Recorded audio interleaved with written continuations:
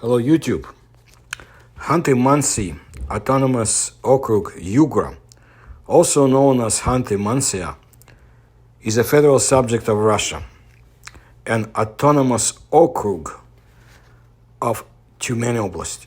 The people native to the region are the Khanty and the Mansi, known collectively as the Ugric people, but today the groups only constitute 2.5% of the region's population. The area is attracting numerous migrants from Central Asia and the Caucasus Mountains because of the oil. So there are issues now there. The majority, 51% of the oil produced in Russia, comes from Khanty-Mansi Autonomous Okrug, giving the region great economic importance in Russia and the world. It borders Yamalo-Nenets Autonomous Okrug to the north, Komi Republic to the northwest, Sverdlovsk Oblast to the west, Tyumen Oblast to the south, and Tomsk Oblast to the south and southeast, and Krasnoyarsk Krai, it's in the east. If you look at all these geographical names and my videos about paranormal Siberia, things will come to your mind. Well, I'm interested in the paranormal phenomena, of course, of the Ugra and enigmas of its history. You may want to see my videos about the Golden Woman, an ancient robotic creature and its impact on history in the surrounding areas, including, I should say, the Dyatlov Pass tragic history. But I want to bring you some news about the Ugra. Oleg Shishkin, the host of the Riddles of Humanity program on Russian REN TV, a traveler, historian, specialist, and expert in secret societies, world-renowned expert in the field of Eastern religions, author of books on the history of the occult and intelligence, he visited Khanty-Mansi. Oleg and we run similar research, and I really appreciate his input into the enigmatic pages of Russian history. Well, like I said, recently he was in the area of Khanty-Mansi. The program team filmed their program at the Museum of Nature and Man. The film crew was interested in the Siha people and the animals that lived in the territory of Ugra during the Ice Age. If Ugra residents can observe mammoths and woolly rhinoceros in the museum on a daily basis, then the Siha people are also a mystery to the museum employees. It is known that the Siha are characters of songs and historical legends among the Nenets people, for example. According to legend, they lived in subterranean world, underground, in caves, under high hills. To this day, there is a rather scant information about these people. They are small people, about the height of a child, with fair skin and hair, blue or gray eyes. Some legends say that they have vertical pupils. The legends tell of a flood that forced people to go underground. There are shepherds of mammoth herds that graze in the subterranean world. They hunt and they fish. The Siha are excellent jewelers, guardians of silver and gold, blacksmiths, and they possess medicinal abilities. They cannot stand sunlight. They only appear at night or in fog. Sometimes at night, little people Siha catch deer, and then dark spots appear on the skins of white deer. Oleg Shishkin commented this: I remember myself as a child when I read books about various prehistoric animals. I was always in awe, but it's one thing to read about it and another to see them. And when I found myself in the Museum of Nature and Man, many characters from my children's books, the Soviet Encyclopedia, and books about paleontology came to life. I saw these giants here with my own eyes. Well, the museum employees are looking forward to the program's airing, and together they will find out what mysteries of humanity Oleg Shishkin found and maybe solved in Ugra. But as for those mysterious Siha and Shu tribes, please see my videos in my channel. I have quite a few. Links are found in the description to this video. Now, quite interesting and something strange archaeological finds from very recent times. In the Khanty-Mansi region at the Kandinka-1 settlement, archaeologists discovered an arrowhead made of stone which may be 6,000 years old. The archaeological excavations took place within the framework of the archaeological project Antiquities of the Irtysh, which is being implemented with the support of a grant from the government of Ugra. Alona Rodionovna, the author of the project Antiquities of the Irtysh, the head of the NGO Center for Socio-Cultural Development of Small Territories, Malaya Rodina, told about the discovery and the results of the expedition.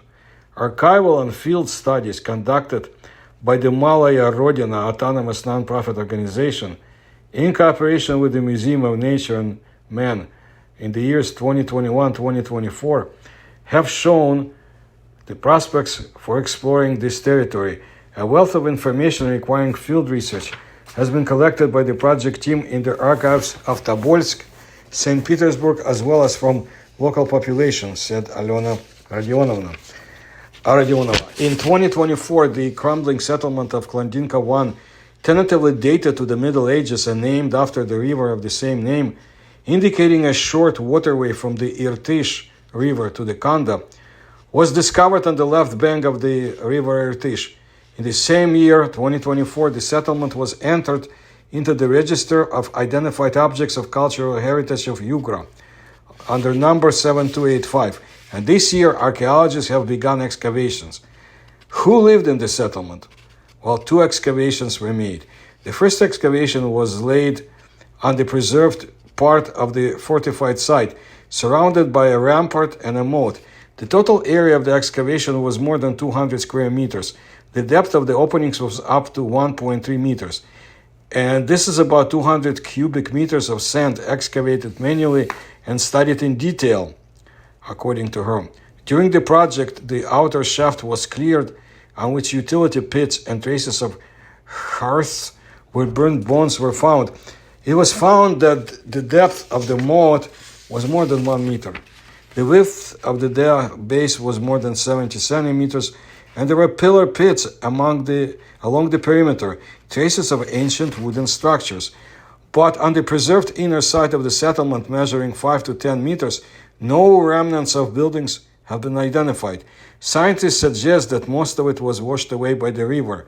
The inhabitants of the Kandinka-1 settlement left more questions than answers.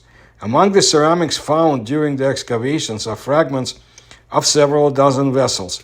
Some are about 1.5 thousand years old, others existed in the first millennium before Common Era, and some specimens are generally characteristic of the Neolithic, which is about 6,000 years old. So you can see there are some issues with temporal spatial warps or time warps. One of the most interesting finds was an arrowhead made of stone.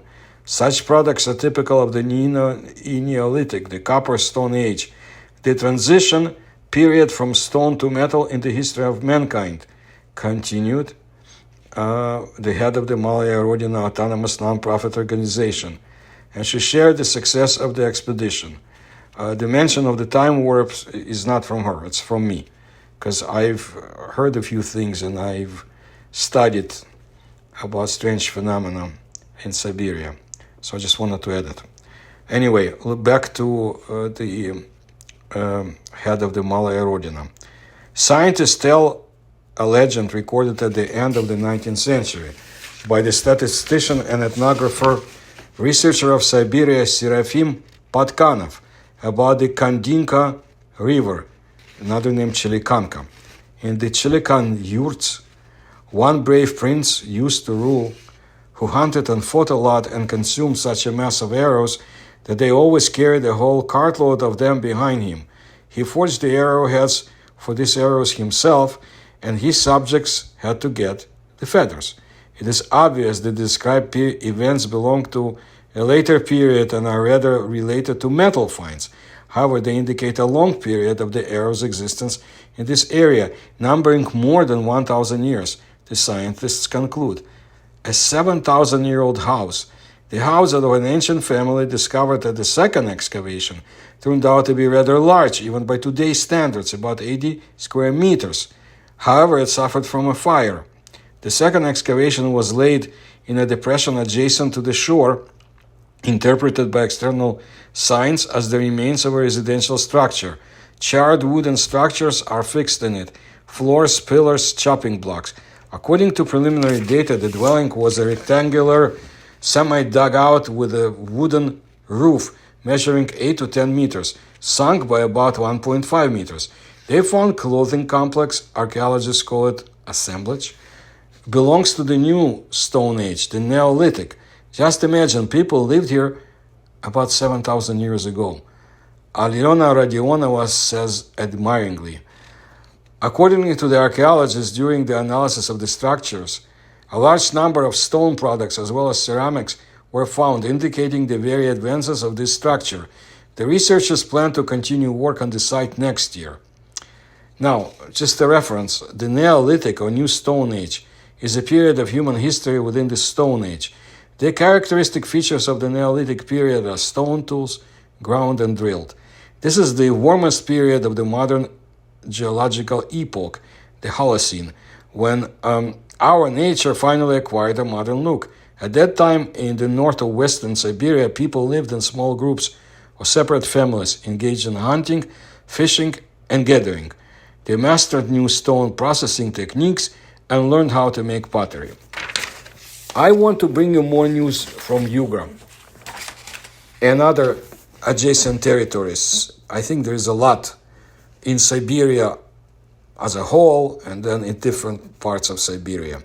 You know about my research about the Lake Baikal and other areas, including the 1908 Tunguska phenomenon. So I'll continue to bring such stories. If you like my research, please support the links you find in the this description to this video. Please sign up for my channel and please like my videos. Thank you.